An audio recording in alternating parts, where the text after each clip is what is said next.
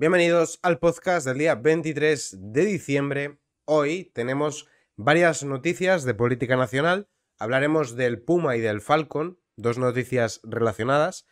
También sobre que Sánchez ya ha mentido a Feijóo. Se reunieron el otro día y ya le ha mentido. Culpa también de Feijóo por haberse fiado de un mentiroso. Porque ahora saldrán diciendo, es un mentiroso y eso es llover sobre mojado. Todo el mundo sabía ya que era un mentiroso sin esto. Tenemos que hablar también de Ayuso, que ahora ha eliminado un acuerdo que tenía con Ciudadanos de cuando estaba con Aguado y podrá nombrar a dedo. Tenemos también lo que ha pasado con Ortega Smith, que ha salido Vox a defenderle. Si queréis conocer los detalles, hice un vídeo en mi canal principal, LinceTV Política y Noticias, sobre qué ha ocurrido con Ortega Smith y una botella que es la botella de Rodinger. Primero era una lata de Coca-Cola, luego era una botella que le vio lanzar él. La realidad es que simplemente le dio con el portafolio a una botella y se cayó. El único contacto que hubo fue el de Rita Maestre contra Ortega Smith. Tenemos que hablar también del Partido Socialista negociando con un etarra, entre risas y lo que está diciendo la Asociación de Víctimas del Terrorismo. Hablaremos de política internacional de Francia y luego tendremos 4 noticias de economía. Vamos a empezar por el siguiente vídeo de María Jesús Montero. Escuchadla. El presidente del gobierno jamás ha utilizado el Falcon para desplazarse a un acto político de su partido. Nunca. Jamás. Lo digo por las mentiras. Ruego silencio, señorías. Ruego me descuente del tiempo, señor presidente. Así será. Lo digo por las mentiras, las insidias, las falsas noticias. Claro que sí, por supuesto. El presidente nunca ha dicho eso. Ya sabéis que mentir es un juicio moral, como decía Zapatero, y que no mintió, cambió de opinión. Simplemente eso. Pues bien, 2 noticias relacionadas. La primera, Sánchez cazado. Una resolución lo obliga a desvelar el uso del Falcon para asuntos ajenos a la presidencia. La Moncloa debe detallar la relación de los viajes de Pedro Sánchez en el Falcon durante la precampaña y la campaña electoral de las municipales y autonómicas del 28 de mayo. Pedro Sánchez ya no podrá ocultar durante mucho más tiempo si ha usado el Falcon para acudir a mítines del PSOE durante la precampaña y la campaña de las autonómicas del 28 de mayo. Una vez más, el debate logra vencer el mutismo de la Moncloa cuando se trata de aclarar lo que parece un secreto a voces, que se sirve de la flota aérea del Estado para sus viajes como secretario general del PSOE, camuflados, con más o menos habilidad, en actos institucionales menores casualmente coincidentes en el mejor de los casos. El último varapalo formal a esa estrategia se recoge en la muy reciente resolución del Consejo de Transparencia, la más alta autoridad administrativa que vela por la transparencia de las decisiones que toman los poderes públicos y por el derecho de acceso a la información que los mismos manejan. No solo ha amparado las reclamaciones del debate, sino que lo obliga a explicar cuáles han sido las excursiones en Falcon en el Puma. Siguiente noticia. Recordad lo que había dicho María Jesús Montero. Pues bien, Pedro Sánchez coge el Super Puma para ir a Quintos de Mora, Toledo, a pasar la Navidad con su familia. Pedro Sánchez ha vuelto a subirse a una aeronave oficial, en este caso el Super Puma, para desplazarse al destino de vacaciones elegido para pasar las Navidades en familia, la finca de Quintos de Mora. Sánchez ha viajado este sábado acompañado de Begoña, sus 2 hijas y las 2 perras de la familia. Voy a abstenerme de hacer chistes con eso último que hemos escuchado y decir lo siguiente. A nosotros nos están diciendo que tenemos que comer gusanos y grillos porque las vacas se tiran pedos y eso hace que haya clima cambiático. Nos dicen que vayamos a trabajar en bicicleta, montados en bicicleta, porque si utilizamos coches diésel hay clima cambiático. Nótese que digo clima cambiático, no al revés. Si nosotros queremos viajar en avión no podemos, hay que cubrir el trayecto en tren. Y luego los que nos prohíben todo eso, los que se supone que tienen que dar ejemplo, están todo el día montados en el Falcon hasta para ir de La Coruña a Santiago. Un tramo de 6 minutos en avión, porque claro, no va a ir media hora en coche. Allí permanecerán hasta principios de la próxima semana. Si no vuelve tampoco pasa nada. Yo creo que si se queda allí puede cobrar la nómina, se la pagamos gustosos con tal de que no vuelva. La distancia que hay entre el Palacio de la Moncloa, residencia habitual de Sánchez, y Quintos de Mora es de apenas 150 kilómetros, un trayecto que en coche se realiza en 1 hora y media.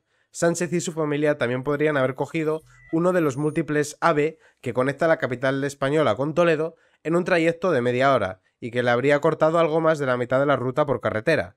Pero Sanchinflas, acomodado a los lujosos recursos públicos de los que dispone, ha optado por hacer el trayecto en helicóptero. No voy a hacer chistes sobre helicópteros. Eliminar vuelos cortos. La utilización de este método de transporte es mucho más costoso y contaminante que el vehículo. Cabe tener en cuenta además que el gobierno que preside ha prometido trabajar para eliminar los vuelos cortos que tengan una alternativa ferroviaria de menos de 2 horas y media, como es este caso, teniendo en cuenta que el Super Puma ha tenido que realizar 3 viajes, 2 de ellos en vacío de la base de Cuatro Vientos a la Moncloa y de Quintos de Mora a Cuatro Vientos. El desembolso público para el capricho del presidente supone alrededor de 10.000 euros por trayecto, es decir, 30.000 euros. Pero eso no es nada, chiqui, eso quitas y pones. ¿Qué más da? Voy a recordar, porque se nos olvida, voy a recordar que 30.000 euros equivale a 5 millones de pesetas.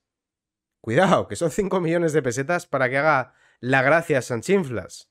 El helicóptero, que pertenece al Ejército del Aire y del Espacio y que se destina para el uso de autoridades, partió de la base aérea de Cuatro Vientos, en el distrito madrileño de Carabanchel, a las 9:30 de la mañana. 6 minutos más tarde aterrizó en el helipuerto del Palacio de la Moncloa. Tras media hora de espera, el presidente y su familia se montaron en el aparato, si quieres pasar un buen rato, bueno, chiste de la que se avecina, a las 10:15 horas de la mañana y emprendieron un viaje que les dejó en el destino minutos antes de las 11. O sea que tampoco ahorró tanto tiempo realmente. Realmente 45 minutos... 45 minutos, ¿cuánto tiempo habían dicho que era con el AVE? Con el AVE hubiese sido un trayecto de media hora. De hecho es que tardó más. Mirad, el trayecto en AVE hubiese durado media hora. Y hacerlo como lo ha hecho en el Super Puma, pues si salió a las 10:15, 10:16, 10:15 para el caso, para llegar a las 11 son 45 minutos. O sea, llegó un cuarto de hora más tarde, nos hizo gastar 6 millones de pesetas y ya está. Por su cara bonita. Cosas que él hace. Mirad esto, que esto es interesante. El gobierno no se compromete a aprobar una ley para garantizar la independencia judicial pese a lo acordado con Feijóo. Muy bien. Alberto Núñez Feijóo se ha reunido con él para blanquearle, bueno, y no solo blanquear lo que es Sánchez, sino todos los pactos que ha hecho y lo que ha hecho para revalidarse en el poder, que es ilegítimo y legal, para intentar sacarle una promesa. Esa era la medalla que se estaban poniendo. Total para absolutamente nada, porque en el lapso de tiempo desde la reunión hasta hoy ha cambiado de opinión otra vez. Que no pasa nada porque el presidente no miente, ¿no? Ya sabemos que ni usa el Falcon, ni dice que no va a haber amnistía porque es inconstitucional y luego la hace, ni nada de nada. El presidente nunca hará esas cosas. En Moncloa están encantados con la mediación para el Consejo General del Poder Judicial. En el gobierno no ocultan que están encantados con la reunión entre Alberto Núñez Feijóo y Pedro Sánchez de este viernes en el Congreso y que el resultado está por encima de sus expectativas. ¿Cómo no? Si se ha reunido con su ministro... Para empezar, él no es presidente, es un dictador y ha tenido una reunión con su ministro de la oposición. Sí, ya está, es que... Están encantados con la reunión entre Núñez Feijóo y Pedro Sánchez de este viernes en el Congreso y que el resultado está por encima de las expectativas. ¿Alguien en este país esperaba que Feijóo pidiese un mediador? Incluso, al igual que hizo Sánchez con Jorge Javier Vázquez, se atreven a hacer chanzas comparando la Comisión Europea con el diplomático salvadoreño que media entre PSOE y Junts. Tenemos más experiencia de mediadores, bromean en el entorno del presidente. No me extraña que se rían, si aquí se está riendo todo el mundo de los españoles. Pero tanto unos como otros. Ya durante la rueda de prensa, la ministra portavoz Pilar Alegría recalcaba que está a favor de que exista una figura que medie y verifique. De la broma a la trampa, el consenso sobre lo acordado entre PP y PSOE duraba poco. A los pocos minutos empezaban a salir algunos puntos de fricción. Durante la rueda de prensa, Pilar Alegría lanzaba balones fuera. Bueno, pues yo voy a sugerir una serie de mediadores, que serán muy al gusto de Feijóo y de Sánchez. Puede mediar Oriol Junqueras, puede mediar Carles Puigdemont, puede mediar Arnaldo Otegi, puede mediar Aitor Esteban, pues se me ocurren varios. Aunque bueno, no, tiene que ser alguien de Bruselas. Puede venir Ursula von der Leyen, que es del mismo partido que Feijóo, pero pone caras muy extrañas cada vez que ve a Pedro Sánchez. Llamadme loco, pero parece un adolescente cuando ve al chico que le gusta. La Ursula von der Leyen cuando ve a Sánchez. Continuamos. En el gobierno no quieren comprometerse ni en público ni en privado y se remiten a unas declaraciones del comisario europeo de Justicia, Didier Reynders, cuando aseguró que no se podía vincular la renovación del Consejo General del Poder Judicial a la ley que exige el PP para garantizar la independencia judicial.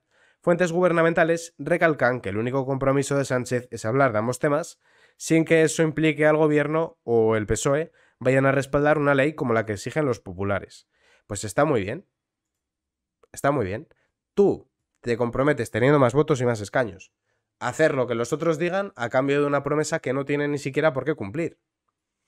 ¿Qué máquina negociando es Feijóo? Ya me lo imagino yo en un zoco de Marruecos, regateando a los vendedores. Le iban a colocar el zoco entero y le iban a desplumar. Rescatando la propuesta pasada. También deslizan que el ministro de Presidencia, Justicia y Relación con las Cortes, Félix Bolaños, será el encargado de negociar con Esteban González Pons. También en el Ministerio de Justicia se muestran conciliadores y acusan a Feijóo de mentir y de frustrar a finales de 2022 un acuerdo ya casi cerrado. Y lo digo siempre cuando salen estos temas, pero este problema no existiría si en España hubiese separación de poderes y fuesen los propios jueces los que eligiesen tanto al Constitucional como al Consejo General del Poder Judicial. Y hablando de hacer lo que a cada uno le da la gana, Ayuso entierra las leyes de Ciudadanos y elegirá a directores y gerentes. El PP pone fin a los concursos de méritos en organismos y hospitales que los naranjas les impusieron la pasada legislatura. Bueno, pues ahora Isabel Díaz Ayuso, la cara amable del Partido Popular, un Partido Popular que es diferente, la que es muy buena, que el problema es Feijóo y tal y cual, va a colocar a dedo en la administración a todos sus amigotes. Muy bien. Ya sabéis que el problema es Feijóo, con Ayuso esto iba a ser una maravilla, Ayuso presidenta de España y ella es diferente y lo hace todo muy bien. El gobierno de Isabel Díaz Ayuso ha puesto fin a los concursos de méritos para elegir a presidentes y directores en organismos como Telemadrid o la Cámara de Cuentas. También aquí apuntar que Ayuso ha purgado a todos los liberales que tenían su equipo. Por ejemplo, Manuel Llamas ya no está trabajando para la CAM. El primer equipo, que era el que le habían prácticamente dejado hecho, Esperanza Aguirre, que era un equipo competitivo, bueno, pues ahora Ayuso tiene un equipo que lo ha elegido ella y ha echado a toda la gente que consiguió que Madrid fuese una de las comunidades más bollantes y más ricas de España. Ya no los tiene porque ha decidido que estorban o que molestan o vete tú a saber qué. Así como en puestos de libre asignación de los hospitales, con la aprobación este viernes de la proposición de ley de simplificación que cambia 15 normas autonómicas, la mayoría de ellas de Ciudadanos. Una de ellas es la Ley de Buen Gobierno y Profesionalización de la Gestión de Centros y Organizaciones Sanitarias del Servicio Madrileño de Salud. Esta norma, pactada por PP y Ciudadanos en 2017, obligaba hasta ahora a realizar dicho concurso cuando hay una vacante en puestos de gerentes sanitarios. Pues ya no hace falta eso. Los populares anunciaron en noviembre que querían modificarla por la vía de urgencia, junto a la ley LGTBI, la ley del suelo y otras 12 leyes, para que el Consejo de Administración del Sermas vuelva a tener en su mano la elección a dedo de estos altos cargos, agilizando los nombramientos y ofrecer así una respuesta más rápida y eficiente a las necesidades de cada centro hospitalario. La Consejería de Sanidad tendrá ahora las manos libres para realizar cambios en puestos sensibles. En el punto de mira está el actual gerente del Hospital de la Paz, Rafael Pérez, quien lleva más de 10 años al frente del principal centro sanitario de la región, luchando por una reforma que no termina de arrancar y que se remonta al gobierno de Cristina Cifuentes. Este es el principal problema, no es el proyecto de Isabel, es el de Cristina, por ello quieren comenzar de cero, aseveraron altos cargos consultados. En los próximos días o semanas podrán cambiar puestos de libre asignación en los hospitales. Los primeros podrán ser el Severo Ochoa de Leganés, el Príncipe Asturias, el Infanta Sofía, más el Hospital de Getafe, la Cruz Roja de Madrid, entre otros. Así que muy bien, perfectísimo, muy requete bien. Ayuso es diferente, Ayuso es una maravilla. Vox cierra filas con Ortega Smith y reprende al PP por pedir su cese. El Partido Popular no solo no ha pedido la dimisión de Fátima Ahmed, sino que la ha nombrado vicepresidente de Ceuta. El Partido Popular parece que no está disgustado con el tema de la amnistía, ya que no han pedido que nadie dimita. El Partido Popular no pidió la dimisión de Yolanda Díaz por tener de asesor a uno que tenía el portátil lleno de desnudos de bebés y de niños. El Partido Popular tampoco pidió que dimitiese Irene Montero, a pesar de que tenía una ley en su haber que había permitido excarcelar a más de 100 agresores y rebajarle la condena a más de 1000. De hecho, el PP votó en contra de la ley que planteó Vox de cerrar el Ministerio de Igualdad, pero piden que dimita a Ortega Smith. El vídeo este de aquí, Ortega Smith víctima de una campaña de desprestigio, ¿qué pasó realmente? Lo tenéis en mi otro canal, InCTV Política y Noticias. La imagen es este de aquí, el que pone el bulo. Aquí lo tengo todo recogido y pongo el bar, ¿vale? Pongo el vídeo real para que se pueda ver nítida y claramente cómo no le tira ninguna botella. De hecho, si hay algún contacto, el contacto es Rita Maestre golpeándole en el hombro a Ortega Smith. Pero bueno, el Partido Popular está pidiendo la dimisión de Ortega Smith, que por cierto, ya le habían calentado a Feijóo en Galicia, cuando está todavía en Galicia, y el Partido Popular ahí no pidió ninguna dimisión, cuando calentaron al que ahora es su presidente. Y recordad también que uno del PSOE le torteó la cara a Almeida. Ese sí que dimitió, pero es que ese sí que le había torteado la cara a Almeida. Y sin embargo piden que se vaya Ortega Smith. Es curioso cómo le están haciendo el juego a la izquierda. Es muy, muy significativo. Luego hablaban de los balones de oxígeno y todo eso. Vox no pedirá a Javier Ortega Smith que entregue su acta de concejal en el Ayuntamiento de Madrid tras haber golpeado con una carpeta una botella de agua en medio de un ataque de ira contra un miembro de la Cámara perteneciente a Más Madrid. Bueno, no fue exactamente como lo están narrando en The Objective. Lo que pasó fue que se estaba burlando de las víctimas de ETA. Y por eso era la intervención había sido además por eso. El líder de los de Santiago Abascal en el ayuntamiento también ha descartado presentar su renuncia. El gesto de Smith de esta forma quedará impune en su formación, al menos por el momento. Desde Vox han cerrado filas con uno de sus dirigentes más conocidos.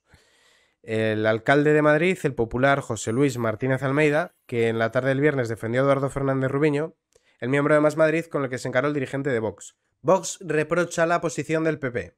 En sus redes sociales, la formación de Santiago Abascal ha compartido un mensaje que no deja dudas.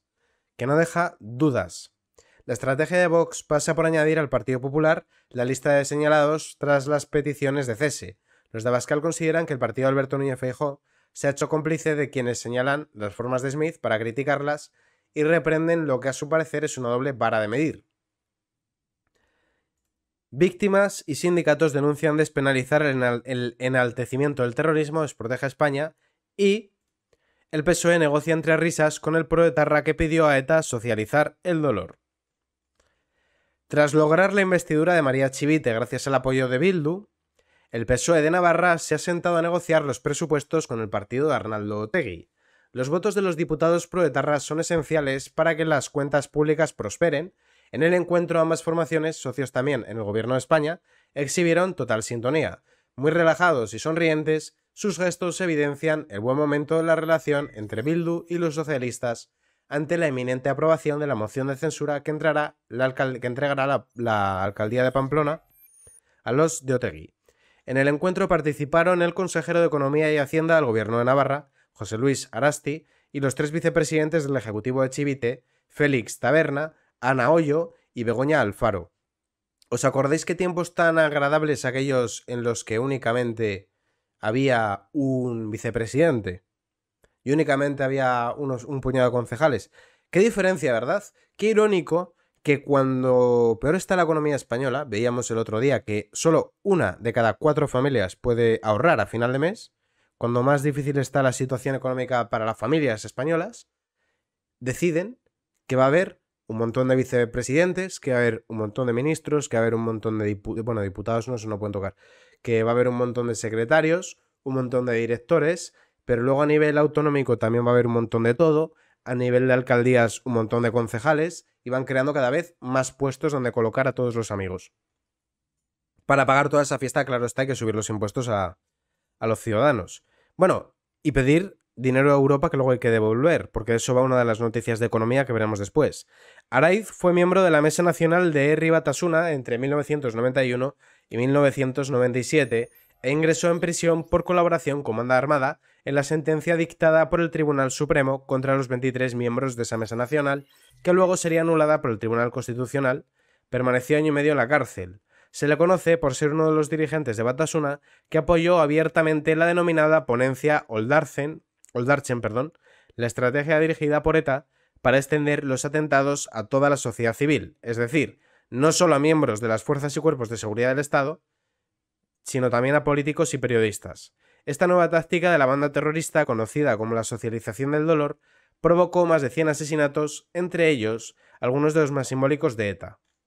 El PSOE ha abierto con Bildu su ronda negociadora para los presupuestos de Navarra, legitimando así a los de Otegi como socios preferentes. Y bueno, los detalles de la moción de censura, que ya los hemos visto otros días, con lo cual no lo vamos a ver hoy. Lo que sí que vamos a ver es la protesta de las víctimas de ETA, entre otras cosas porque van a despenalizar el enaltecimiento del terrorismo. Es curioso porque yo recuerdo que amenazaron con echarle encima a la fiscalía a Infoblogger, que también van a echarle la fiscalía encima a Santiago Abascal, por lo que dijo en Argentina, que también mandaron a la fiscalía contra el Colegio Mayor Elías Aúja por chorradas, por auténticas boberías, y sin embargo, de repente resulta que tú puedes alegremente decir Gora-ETA y que no pasa nada. Es curioso, es llamativo, ¿no? A mí me llama la atención. Es como que para unas cosas somos muy tolerantes, para lo que jamás se debería de tolerar, porque crea un dolor infinito a las víctimas, y en cambio nos ponemos muy duros con frases hechas, o con canciones, o con novatadas de colegios. Avisan del posible impacto sobre el 41% de condenados por yihadismo, y recuerdan que se siguen celebrando homenajes públicos a etarras. La Asociación de Víctimas del Terrorismo y Dignidad y Justicia han avisado del peligro de despenalizar el enaltecimiento del terrorismo, ya que supone desproteger España por su posible impacto en el 41% de los condenados por delitos de terrorismo yihadista y en el modelo de protección del colectivo de víctimas, ya que todavía se celebran homenajes a presos y dirigentes de la ETA. Un aviso al que también se han sumado sindicatos de la policía y de la Guardia Civil. Sindicatos de policía como SUB y SPP y también las asociaciones de la Guardia Civil, AEGC y ASES, critican que Sumar haya planteado en el Congreso despenalizar delitos que, según el socio de gobierno del PSOE, chocan con la libertad de expresión, como las injurias a la corona, a la religión o el enaltecimiento del terrorismo. Según ellos, con la reforma, es que aquí la gente confunde la velocidad con el tocino. Yo soy un firme defensor de la libertad de expresión y creo que no existe el derecho a no ser ofendido, porque eso es subjetivo. Igual hay una persona con un ligero sobrepeso que le ofende mucho que le digan gordo, y en cambio igual hay una persona con obesidad mórbida que le hace gracia y que se refiere, que hace sobre su propia condición física chistes. Eso es algo subjetivo que depende de cada persona. Pero es que la provocación, el enaltecimiento del terrorismo, las injurias, las calumnias, las amenazas, no son libertad de expresión, son delitos y así están tipificados en el Código Penal. Incitación, provocación, amenazas, etc. Eso no es libertad de expresión. Esos son delitos que están tipificados. Y no tiene nada que ver con ese invento que han hecho del delito de odio, que es un cajón de desastre para perseguir a la gente. Bien, según ellos, con la reforma muchas conductas relativas al yihadismo corren el riesgo de quedar impunes. Por este motivo, las organizaciones denuncian en un comunicado el sinsentido que supone que se aprueben leyes para sancionar el enaltecimiento del franquismo para, en paralelo, impulsar otras que buscan despenalizar el enaltecimiento del terrorismo. Todo esto cuando aún se celebran homenajes a miembros de ETA. No nos fiamos del gobierno, yo tampoco, con lo cual ahí ni entramos a favor. O sea, ni entramos a valorar. Y el PSOE a favor, ¿cómo era de esperar? El PSOE ya sabemos que es lo mismo que Sumar. Es llamativo cuando dicen el PSOE es un partido de Estado, es un partido histórico. Como Feijóo, ¿no? Cuando fue al programa de Bertín Osborne, que decía que él votó al PSOE y que volvería a hacerlo porque era muy necesario que se fuese de allí Adolfo Suárez para que entrara Felipe González. Esto pasó. Él votó al PSOE, lo estuvo votando bastantes años. Política internacional. El gobierno francés pide a los gendarmes una vigilancia extrema en las iglesias ante el alto riesgo de ataques islamistas. El ministro de Interior de Francia, Gérald Darmanin, ha hecho un llamamiento, no hablo bien francés, seguramente no se pronuncia así, no hablo ni bien ni mal francés, directamente no lo hablo. Ha hecho un llamamiento a todas las autoridades del país para que mantengan una vigilancia extrema durante las próximas fechas de Navidad debido al altísimo nivel de amenaza terrorista. El ministro ha remitido una misiva recogida por BFMTV a todos los prefectos del país, a los que insta a prestar toda la atención necesaria a las medidas de seguridad ante la previsión de múltiples celebraciones y reuniones. En su escrito, ha hecho especial hincapié en las condiciones de seguridad en lugares de culto, donde ha abogado por una vigilancia reforzada, especialmente en las horas de llegada y salida de los fieles durante los actos religiosos navideños. El ministro del Interior galo ha recalcado que los próximos días representan fechas, sobre todo 24, 25, 6, 7 y 19, de especial importancia para los católicos. Finalmente, Darmanin ha recordado que Francia se encuentra, para los católicos, protestantes y ortodoxos, claro, para los cristianos en general. Ha recordado que Francia se encuentra inmersa en el nivel de emergencia más alto ante un posible ataque después de que a mediados de octubre apuñalaran a un profesor en un instituto de Arras. En el marco de la guerra desatada en Oriente Próximo, los terroristas de Hamas, Francia, junto a otras potencias europeas, ha registrado un repunte de ataques antisemitas e islamistas. Y ahora toca hablar de economía. El precio medio de un menú del día en España alcanza los 13,20 €, un 3,4% más que en 2022. El precio medio de un menú del día en España fue de 13,20, lo que supone un 3,4% más que el año anterior, en un contexto marcado por la inflación, según detalla un estudio elaborado por Hostelería de España con Edenred y presentado en el marco de su anuario 2023. Según este análisis, cuyo objetivo ha sido el de monitorizar la evolución del precio medio del menú del día en las distintas comunidades autónomas y en las principales ciudades españolas, el precio medio de un menú del día en 2022 fue de 12,8 €, mientras que hace 7 años fue de 11,7. Por tanto, señala, un menú del día se ha encarecido un 12,6 de media al año, mientras que el IPC ha subido un 20,6. El pasado 14 de diciembre, el Instituto Nacional de Estadística publicó el dato definitivo del alza del IPC en noviembre respecto al mismo mes del año anterior, en el que los precios crecieron un 3,2, los alimentos y bebidas no alcohólicas moderaron su crecimiento y en tasa interanual el aceite subió un 66,7. De hecho, es que el aceite de oliva español es más barato en Holanda que en España. El 76% de los restaurantes encuestados subió el precio del menú del día en los primeros 9 meses del año durante el periodo comprendido entre enero y septiembre de 2023. El 26,5% de los restaurantes incrementaron entre 0 y un 5% el precio del menú del día, el 30,8% lo incrementaron entre un 6 y un 10%, el 10,1% lo subieron entre un 11 y un 15% y el 8,7% entre un 16 y un 30%, y el 24% restante no aplicó la subida. Hasta el indicador retocado de Hacienda admite ya que los ingresos por IVA se han parado por culpa del esfuerzo fiscal. Si Sánchez se ha cargado la gallina de la recaudación de oro, no podrá abordar su inacabable agenda de gasto público prometido a sus socios. El poder adquisitivo de los españoles no ha dejado de hundirse desde la llegada de Pedro Sánchez al poder y los datos de recaudación de Hacienda han empezado a dejar constancia de ello.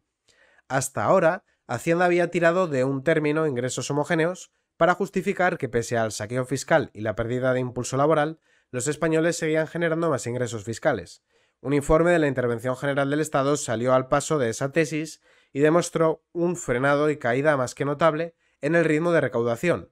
Aunque Hacienda sigue sosteniendo que el IRPF se ha subido la recaudación casi un 10% y 9.000 millones hasta octubre, cosa que tiene que ver con la subida del impuesto por la decisión del gobierno de no deflactar el IRPF, ahora ya admite que la recaudación por IVA se ha paralizado.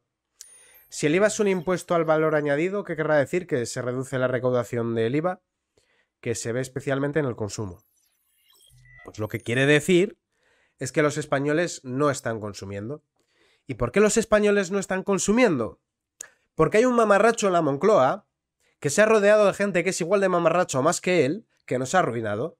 Y como no hay dinero, la gente no está consumiendo. Y como la gente no está consumiendo, no salen las cuentas del IVA.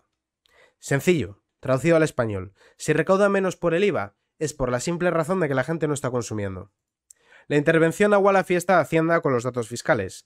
Su último informe de recaudación trimestral reveló que el IVA ha caído un 22,1% y el IRPF un 3,8%. Los ingresos homogéneos por el IRPF hasta septiembre crecen un 9,6% y no se quedaba ahí, el incremento de los ingresos está siendo intenso porque el principal componente del impuesto, el que impulsa la recaudación de esta figura y el conjunto de la recaudación, son las retenciones sobre el rendimiento del trabajo y de las actividades económicas, es decir, pagar por trabajar, que es una cosa que es inaceptable. Pues bien, el informe de octubre de Hacienda, el primero tras esas obvias diferencias de valoración y cifras, admite que la recaudación por IVA se ha estancado. Pese a ello, la euforia se mantiene aún como tónica general y es que Sánchez se ha cargado la gallina de la recaudación de oro al haber matado la capacidad de generar riqueza, fruto de sus golpes fiscales, laborales, burocracia y ataque a la seguridad social y atractivo inversor. No podrá abordar su inacabable agenda de gasto público. Los ingresos tributarios se elevaron en octubre hasta los 45.327 millones, un 8,3 más que el mismo mes del 2022. El principal impulso para el crecimiento siguió siendo la evolución de los ingresos brutos, que aumentaron un 4,7. Bueno, pues gracias a Pedro Sánchez y a su equipo, va a haber muchos niños que no van a encontrar un regalo el Día de Reyes en su árbol de Navidad, o que van a encontrar menos regalos de lo previsto, porque se han cargado el poder adquisitivo de la gente y las familias este año no han podido ahorrar y no han podido hacer regalos a los niños de la familia. Muy bien, pero bueno, pues al menos no gobierna la derecha, ¿qué más dará? Y si tampoco podemos comer cordero, tampoco se pueden poner demasiados canapés, porque no había dinero, pues bueno, por lo menos no gobierna la derecha. ¿Qué más da? Hay que recordar, por otra parte, que el mes de octubre es el de mayor recaudación del año. Y continuando con otras noticias, la última del día, de economía y por ende del podcast, España vive su Navidad más pobre, líder en exclusión social infantil y con cifras récord en pobreza energética. Todo eso gracias a este señor de aquí, a Pedro Sánchez. Gracias a él y a todo su equipo, con la Nadia Calviño y sobre todo con esta, la de los seres falsos de Andalucía, que como castigo la elevaron a ministra de Hacienda. Pues gracias a ella, muchos niños van a pasar unas navidades terribles. Un año más, miles de niños vivirán una Navidad anómala. España es el tercer país de la Unión Europea con mayor tasa de pobreza infantil y el tercero con el nivel de AROPE, en riesgo de pobreza y exclusión de la infancia más alto, solo superado por Bulgaria y Rumanía. Hoy hay que sumar que nuestro país, pese a que Sánchez presume de tenerlo en uno de sus mejores momentos, ha sufrido un incremento de la carencia material severa. Hoy hay que sumar que España es el país con más familias con sobrecarga de gastos en la vivienda. Estos datos ofrecidos por la Plataforma de Infancia señalan que este problema se está acentuando por las dificultades de las familias para acceder a una vivienda. Comprar se está convirtiendo en un imposible y alquilar cada vez es más caro. Esto contribuye a que el 26,3% de los españoles estén en riesgo de exclusión social y que 1 de cada 3 niños tenga una vida precaria. Todo ello gracias a Pedro Sánchez, claro está. Según el informe, de las familias que más están sufriendo este problema son las monoparentales y las numerosas, precisamente por el alto coste actual de la vida en España. Al fin y al cabo, lo ideal sería que un alquiler no superase el 30% de los ingresos mensuales. Desde Plataforma por la Infancia señalan que este es un problema que también afectará en las siguientes generaciones. Según sus datos, el 80% de los niños que hoy sufren pobreza también la sufrirán de adultos. De hecho, el informe señala que hay un mayor porcentaje de familias con hijos menores que viven de alquiler respecto al total de la población, un 24,9 frente a un 18,6, una situación que lejos de revertirse empeora. Además, la calidad de las viviendas donde compran o alquilan los españoles se han empeorado por el alza de los precios. Y el informe también señala que lejos de los lujos navideños, la preocupación de la Plataforma por la Infancia se sitúa en subsanar los problemas de pobreza energética que están a máximos históricos. Con lo cual, aparte de no tener regalos, pues muchos no podrán encender sus familias la calefacción y pasarán frío y se tendrán que abrigar dentro de casa. Según este informe, el pasado año había más de 1,3 millones de niños en esta situación, el 16,1% de los menores españoles. Las familias monoparentales son quienes más lo sufren. Viven en hogares, un 12,7% viven en hogares que en el último año han retrasado el pago de los servicios de luz, agua o gas. Desde la plataforma aseguran que hay una falta de vivienda pública y que el plan del gobierno es poco ambicioso. Bien, pues estos son los logros del socialismo, el socialismo del escudo social y el de no dejar a nadie atrás. Es pues que los niños no puedan tener regalos, que no puedan celebrar la Navidad como Dios manda en condiciones, que no puedan encender la calefacción. Vete tú a saber porque existe Cáritas, si no muchos no podrían ni comer.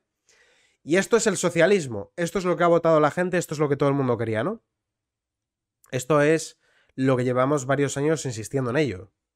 Porque ahora ha llegado de forma ilegítima y legal. La anterior le votaron a él y a Podemos, que tenían mayoría. Tenía mayoría. Y esta, juntándose con etarras y con golpistas, también la ha tenido. Es lo que la gente ha querido. Esto es lo que la sociedad española demanda y lo que a la sociedad española le gusta, por lo visto. A mí no, y a buena parte de los que me estéis escuchando tampoco os gustará.